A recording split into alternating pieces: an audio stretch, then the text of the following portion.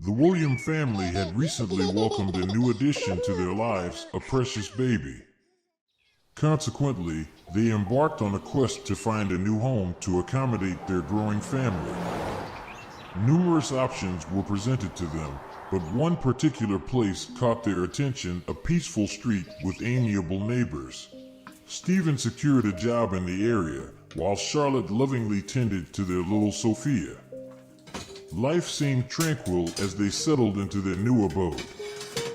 However, during one inspection of the house, Charlotte ventured down into the basement and stumbled upon a trove of ancient equipment, which she promptly brought to Stephen's attention. Their peaceful existence took an unexpected turn when a group of teenagers moved into a neighboring house. At first, nothing seemed amiss, but soon they began to blare loud music. Baby Sophia's slumber was disrupted, and her parents struggled to console her amidst the cacophony. One fateful night, the music escalated, further disturbing the child and fraying Stephen and Charlotte's nerves. Stephen, with dwindling patience, decided to confront the neighbors. He explained their predicament and politely requested a reduction in the volume. Reluctantly, the teenagers agreed. However, upon his return home, Stephen noticed that the music had grown even louder. Frustrated, he contacted the authorities, leading to a stern warning for the noisy neighbors. After some time, the racket subsided. Early one morning, Charlotte arose before the alarm clock had a chance to ring. She intended to prepare breakfast, but to her astonishment, their lawn was littered with trash, and their windows had been smeared with dirt. Their once tidy home resembled a dumping ground. Stephen, upon seeing the mess, assured Charlotte that they would resolve the issue, but he had to leave for work immediately. Stephen's day at work proved to be exceptionally taxing, and he returned home in the evening emotionally drained.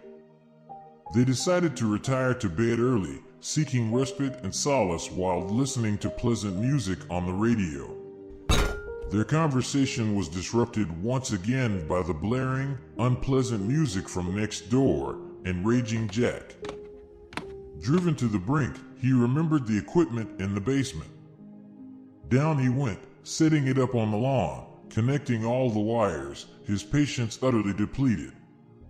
Vengeance fueled his actions as he cranked the volume on all the speakers, littering the yard with wires. However, in the chaos, he tripped and fell onto the equipment.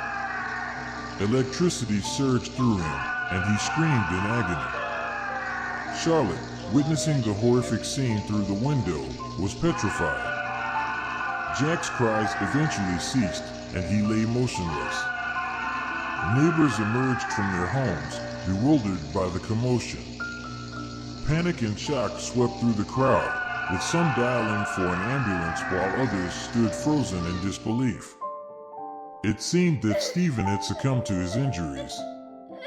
Charlotte wept, placing the blame squarely on their disruptive neighbors. Suddenly, from the pile of speakers, a peculiar transformation occurred. The speakers morphed into a formidable entity, the SPEAKERMAN.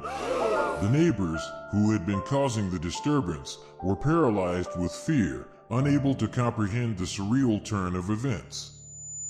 A deafening, agonizing sound emanated from the speakers, shattering windows and homes. Panic ensued, and everyone clutched their ears, including a now-crying Sophia. The SPEAKERMAN, deeply affected by the chaos he had inadvertently unleashed, gazed upon the neighbors. They, gripped by terror, remained bewildered. A cacophony of unbearable noise emanated from the speakers, causing further destruction. Then, as abruptly as it began, Stephen collapsed to the ground, unconscious.